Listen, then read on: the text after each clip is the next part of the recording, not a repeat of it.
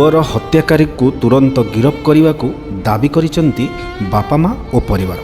कटक जिला नेमाल थाना शांतपुर ग्रामर कालंदी बारिक पुओ कृष्णचंद्र बारिक मृत्यु घटना को बीतीगला एक मास, मात्र पुलिस प्रशासन तत्परता देखा मिलूना। घटना बरणी अनुजाई कृष्णचंद्र पूर्वर जड़े झील सह प्रेम संपर्क रखी घर चली जाई बंधुपुर पंचायत अरेई ग्राम रे थिबा एक घुसुरी फार्म रे काम करी रही आसुथिले। मात्र मार्च मास 3 तारिख रे कृष्णर मृतदेह निकटस्थ एक गछरे झुलुथिबा स्थानीय लोके देखि घुसुरी फार्म मालिक को जणाइथिले। मालिक जाई नेमाल थाना रे अभियोग करिथिले। घर लोकंकु जणाई नथिले। घर लोक गाँ लोकंक ठारू खबर पाई पुओ झुलुथिबा पुओ पाखरे पहुँची थिले।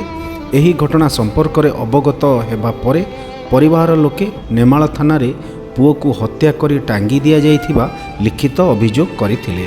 एही हत्या घटना पछरे फार्म मालिक उक्त झीर संपृक्ति रहिथिबा संदेह प्रकट करिसंती परिवार लोके। एणे पुलिस घुसुरी फार्म मालिक उपरे कार्यानुष्ठान नेबाकू दाबी करिसंती परिवार और स्थानीय लोके। अपरपक्षरे पुलिस शव व्यवच्छेद रिपोर्ट देबारे विलंब करुथिबा अभियोग करी हत्याकांडर तुरंत पर्दाफाश करने दाबी करिसंती परिवार। निश्चिंत कोइलरू सौम्यरंजन साहू का रिपोर्ट, खबर लाइव। मोना सनलता बारिक, आम गाँ ना शांतपुर, आमर है नेमाल थाना। मो भाई के मारी देइछन्ति जेतले मो फोन कली से घुसुरी फार्म मालिक को सी मत कहले कि मु पचारि कि सुश भाई आपन कौटी अच्छा से कहले कि मु थाना रे अच्छी। मु कहली मो भाई ना तुम भाई गछरे टंगा होकर झुलुचंती, जाओ तुम सेठी देखिब। आर माने कौन, आपन मो भाई की मारी देकी आगे जाकि थाना रे बसिचंती, तो आमको न जन कि आप आगे थाना कौन पर जाई बसिले। आपड़ जदि मारी ना आगे आमको आसी कही था कि आपण पुओ मरीची, आपड़ आगे थाना जाई कौन पर बसिले। आ पुलिस के कहला बेलू पुलिस कहते कथा कंप्रोमाइज करियो, कौन पे कंप्रोमाइज कौन पे आम करूँ। मो भाई ये मरीची मासे 3 दिन हो गले। पुलिस किसी ना कहले कि सप्ताह भितर आसो। आम थाना को जाइलु, तापर से कहले 15 दिन पर भी गलु, तथापि से देलेनि कहले 25 दिन।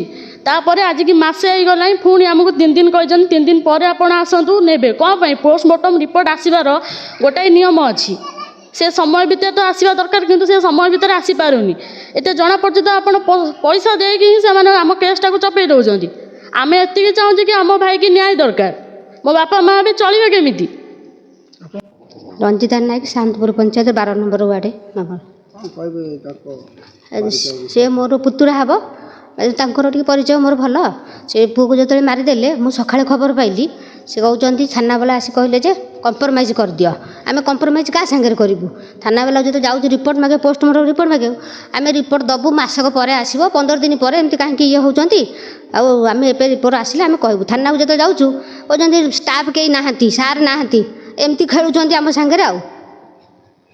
आम न्याय चाहूँ। आम पुओ तो मरीगला, आम न्याय चाहबू। ता बापा माँ को न्याय मिलू टे कि आम दरकार ना, ना थाना दुआर में जाकि धारणा देवु। आ कौन अच्छे सुमित्रा बारिक, शांतपुर। कौन घटना घटी मासे तले आपण गोटे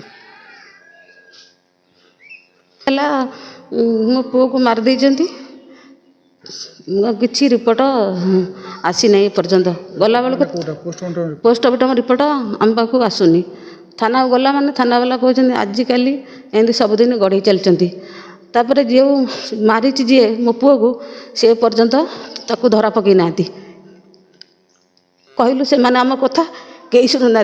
सरपंच आम गाँव ताकू प्रतिनिधि भाव ठिया करूँ। से जड़े वकिल से आमको रास्ता देखा कथा कहूँ मुझे कौन करी। प्रकाश सेठी आम घर को आसिले, मुझे डाकी से मो घर को छा आसी किछिटा पैसा भी पकई दे गले। मुझे भिक मागुली मत दियो, मो पुओ लक्ष टकर मुंड तो चलीगला, तू मत पैसा मागुली दे बोलिकी। गाँव में समस्त को गोड़ हाथ धरी कई एथेर मत साहय करना। 12 थाना वाला पैसा खाई केस को चपई। नेमाल थाना वाला पाखु गले से किसी रिक्स नौना। मो पुओ मला फार्म रे, फार्म लोक मो घर को न आसी थाना को जीवार तार कारण कौन। ମୋ ପୁଅ ମରିଛି ମୁଁ ଥାନାରେ ମୁଁ ଯାଇ ଏଫଆଇଆର ଦେଇଥାନ୍ତି। ସନ୍ଦେହ କାହା ଉପରେ ସନ୍ଦେହ ରହୁଛି ଘୁଷୁରୀ ଫାର୍ମ ଲୋକ ଉପରେ। ହେଇଛି? ନା ତାକୁ ଆରେଷ୍ଟ କରିନାହାନ୍ତି, ସେ ବୁଲୁଛି। ଆଉ କିଏ ତା ଦେହରେ ତା ସାଙ୍ଗରେ ଗୋଟେ ମାଇକିନା ଅଛି, ସିଏ ତ ବୁଲୁଛି। ସେ ଆରେଷ୍ଟ ହେଇଛି ନା? ସେ ଆରେଷ୍ଟ ହେଇନି, ସେ ତାର ଯାଇକି ତାକୁ କୋଉଠି ସେ ରଖିଛନ୍ତି ଆମେ ବି ଜାଣିନୁ। ଆପଣ ଲିଖିତ ଭାବରେ ଜଣେଇଥିଲେ? ଲିଖିତ ଭାବରେ ଏଫଆଇଆର ଦେଇଥିଲୁ। ଘୁଷୁରୀ ସୁଶା ଆଜ୍ଞା କାଳନ୍ଦୀ ଚରଣ ବାରିକ ଘର ଶାନ୍ତପୁର। କ'ଣ ଘଟଣା ଘଟିଥିଲା ଆପଣଙ୍କ ପୁଅ ସହିତ ଥାନାରେ ଜଣେଇଥିଲେ? କ'ଣ ବର୍ତ୍ତମାନ ସୁଦ୍ଧା? ପୁଅ ଆଜକୁ ମାସେ ହେଲା ଯାଇକିରି ବାହାରେ ଥିଲା ସେଇ ଫାର୍ମରେ। ତାପରେ ଫାର୍ମରୁ ଆମେ ଖବର ପାଇଲୁ ଯେ ମାଲିକ କୌଣସି ପଚାରିଲା ବେଳକୁ ସିଏ କୌଣସି ଉତ୍ତର ଦେଲାନି। କୋଉଠି ସେ ଫାର୍ମ କୋଉଠି? ଅରେଇ ଗ୍ରାମ, ତାଙ୍କ ନାଁ ସୁଶାନ୍ତ କୁମାର ସ୍ୱାଇଁ। ଆଉ ସିଏ ପୁଅ ଆମର ମରିବା ପରେ ଝୁଅକୁ ପଚାରିବାରୁ କହୁଛନ୍ତି ଯାହା ଗଛରେ ଝୁଲୁଛି ଦେଖିବ। ଏଇ ସତେ ଥାନାବାଲାଙ୍କୁ ଏଫଆଇଆର କରାହେଲା। ଏଫଆଇଆର କରାଇବା ସତ୍ତ୍ୱେ ସେ କୌଣସି ଷ୍ଟେପ୍ ନେଉନାହାନ୍ତି, କିନ୍ତୁ ମାରିବାର ଲୋକ ହେଉଛି ସୁଶାନ୍ତ ସ୍ୱାଇଁ। ହଁ ସେ ବାରବାର କହୁଛନ୍ତି ଯେ କମ୍ପ୍ରମାଇଜ୍ କରିବ ବୋଲି, ତେଣୁ ସେ କିଛି ପଇସା ଖାଇକିରି ଏ କଥା କହୁଛନ୍ତି। ଆଉ କ'ଣ ଆମେ ଚାହୁଁଛୁ ସେ ପିଲାକୁ ଆରେଷ୍ଟ କରାଯାଉ, ସେ ଘୁଷୁରୀ ଫାର୍ମ ମାଲିକକୁ ଆରେଷ୍ଟ କରାଯାଉ। ତାପରେ ଆମର ଯେଉଁଟା ହକ୍ ପ୍ରାପ୍ୟ ସେ ଜିନିଷଟା ଆମକୁ ମିଳିନାହିଁ ଏପର୍ଯ୍ୟନ୍ତ। ଆଜିକାଲି ଦେଖାଉଛନ୍ତି, କିନ୍ତୁ ସେ ଜିନିଷଟା ମିଳିବା ଦରକାର ଆମର। ପୋଷ୍ଟମର୍ଟମ ରିପୋର୍ଟ ସେତେବେଳେ କରାଯାଇଥିଲା? ପୋଷ୍ଟମର୍ଟମ ହେଇଥିଲା? ନାଇଁ ସେତେବେଳେ ପୋଷ୍ଟମର୍ଟମ ହଁ ହେଇଥିଲା। ହେଇଥିଲା। ଏଟା ତ 15 ଦିନ ଭିତରେ ମିଳି 15 ଦିନ କହିକିରି କହିଲେ 7 ଦିନ, 7 ଦିନରୁ 15 ଦିନ, 15 ଦିନରୁ 25 ଦିନ, 25 ଦିନରୁ ଆସିକି ମାସେ 3 ଦିନ ହେଇଗଲାଣି। ଏପର୍ଯ୍ୟନ୍ତ କୌଣସି ରିପୋର୍ଟର ଇଏ ନାହିଁ।